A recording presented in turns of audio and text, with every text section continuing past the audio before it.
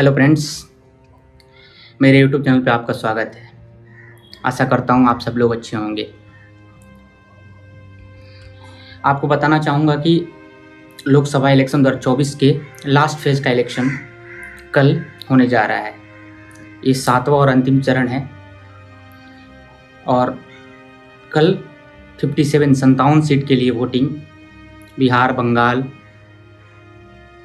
झारखंड, पश्चिम बंगाल, उत्तर प्रदेश, उड़ीसा जैसे राज्यों के डिफरेंट अलग अलग सीटों में डाला जाएगा।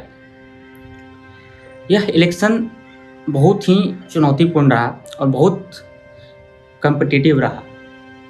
यह इलेक्शन बिल्कुल अलग था, जो मैं अपने अनुभव से बता रहा हूँ, सोशल मीडिया के फीडबैक से बता रहा हूँ। यह इलेक्शन एक डाइवर्जन के तौर पे था, जहाँ पे विपक्ष अपने मुद्दों पे टिका रहा, चाहे वो विपक्षी दल में बड़ी पार्टी कांग्रेस हो या यूपी में अखिलेश हो, बिहार में तेजस्वी यादव हो। सब लोगों ने रोजगार, शिक्षा, महंगाई, बेरोजगारी, दवाई, सिंचाई, इन सब मुद्दों पे लोगों से वोट मांगा और वोट मांगने का वजह था यही। लेकिन विपक्ष का स्टैंड क्लियर था कि जो चीज़ ज़रूरत है देश की, उस पे वोट मांगा जाए। बट जो लोग अभी सत्ता में हैं उन्होंने वोट बस धर्म, कास्ट, मंदिर, मस्जिद और डिफरेंट वर्ड का इस्तेमाल करके हमारे देश के प्रधानमंत्री ने इस इलेक्शन को, इस कैंपेनिंग को किया है, जिसमें म का यूज बहुत हुआ है। इसमें मंदिर, मस्जिद, मुसलमान, मुजरा, मंगलसूत्र, लास्ट में एक मुजरा भी आया था वर्ड। तो एक वे नहीं होता है। अगर किसी देश का चुनाव इन सब चीज़ों पे हो तो उस देश की तरक्की कैसे सोच सकते हैं। चुनाव डेवलपमेंट में होना चाहिए। चुनाव किसी एक फेस पे नहीं होना चाहिए। चुनाव एक फेस पे हुआ है मोदी।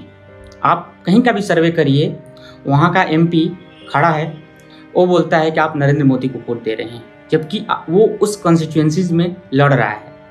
उसकी जिम्मेदारी है वहाँ का विकास करना। मोदी या प्राइम मिनिस्टर वहाँ का विकास, डेवलपमेंट नहीं कर सकता है। तो एक डिफरेंट वे था इस इलेक्शन में। आप उस कॉन्स्टिट्यूएंसी में, उस लोकसभा क्षेत्र में 15 साल से लोग जीतते आ रहे हैं, 10 साल से जीतते आ रहे हैं। उनसे पूछा आपने क्या किया है, तो वो ये नहीं बता रहे हैं। वो जस्ट बोल रहे थे कि वोट मोदी के नाम पे दीजिए, वोट मंदिर के नाम पे दीजिए, वोट राम मंदिर के नाम पे दीजिए। तो ये इलेक्शन ऐसा था। बट विपक्ष अपने भाषण में बहुत क्लियर था इन चीज़ों को लेके, महंगाई, बेरोजगारी, शिक्षा को लेके। तो ओवरऑल बहुत अच्छा हुआ। विपक्ष के पास रिसोर्सेज बहुत कम थे। मीडिया कहीं भी आप उठा लीजिए, जो भी मेन स्ट्रीम मीडिया है, वो एक भी पॉइंट, एक भी चीज़ विपक्ष का सही से नहीं दिखाता है, कुछ भी नहीं दिखाता है। इवन दिन भर जो भी पार्टी है बीजेपी और एनडीए की चीज़ों को दिखाता है। तो उनके पास रिसोर्सेज कम थे, उनको बहुत परेशान किया गया। अरविंद केजरीवाल को जेल में डाला गया, बैंक अकाउंट फ्रीज किए गए, बहुत सारे लीडर्स को बैकफुट पे किया गया, हेमंत सोरेन को बैकफुट पे किया गया। तो उनके पास रिसोर्सेज कम थे। बहुत सारे उनके सोशल हैंडलिंग साइट को भी बैन किया गया। बट उन्होंने ये इलेक्शन बहुत स्ट्रॉन्ग वे में लड़ा। बहुत ऐसे सीट्स थे जहाँ पे बहुत एक्सट्रीम फाइट है, जो मैं देख रहा हूँ, चाहे वो बड़े राज्य हों, बिहार, यूपी, महाराष्ट्र, इन सब राज्यों में बहुत स्ट्रॉन्ग फाइट देखने को मिल रही है, हरियाणा। तो आशा करता हूँ ये चुनाव, जीत हार तो किसी की भी हो सकती है, जीत हार वो मैटर नहीं करता है। मैटर करता है चुनाव बहुत स्ट्रॉन्ग वे में हुआ। जितना इजी वे में करंट सरकार सोच रही थी कि चुनाव होगा, बीजेपी सोच रही थी चुनाव होगा, लेकिन वैसा नहीं हुआ। विपक्ष ने बहुत अच्छे से ग्राउंड पे लोगों को बताया, रियल इश्यूज के बारे में लोग समझे। तो कुछ मेरे को जो जहाँ तक पता है, कुछ सीटों पे मार्जिन बहुत कम रहने वाला है जीत और हार का। जैसे कि 2019 और 14 पे जो कि बालाकोट पुलवामा इन सब पे वोटिंग हुई थी, जहाँ पे वोटों का मार्जिन 5-5 लाख था, जहाँ पे बीजेपी के कैंडिडेट और एनडीए के कैंडिडेट जीते थे। तो इस बार ऐसा सिनेरियो क्रिएट नहीं होने जा रहा है, जो मेरा एक्सपीरियंस है। तो ओवरऑल यही मैं बोलना चाहता हूँ। फाइनली इतने दिनों से चलते आ रहा है इलेक्शन ख़त्म हो जाएगा कल। चुनाव प्रचार कल शाम में ही थम गया है। कल लास्ट फेज की वोटिंग 57 सीटों पे होने जा रही है। लोग एक अच्छा कैंडिडेट चुनेंगे अपने संसदीय क्षेत्र में, ताकि वहाँ का रियल इश्यूज़ के बारे में वो बात कर पाए। तो आशा करता हूँ लास्ट फेज में लोग अपना मतदान अवश्य करेंगे, और देखते हैं क्या होता है। कल शाम से एग्जिट पोल आने लगेगा और 4 जून को देखते हैं किसकी सरकार बनेगी। सरकार किसकी भी बने, लेकिन कंपटीशन अच्छा था, विपक्ष ने बहुत अच्छा काम किया, जो कि विपक्ष के लिए एक स्ट्रॉन्ग वे होगा फ्यूचर में भी, अगर किसी की भी सरकार बने।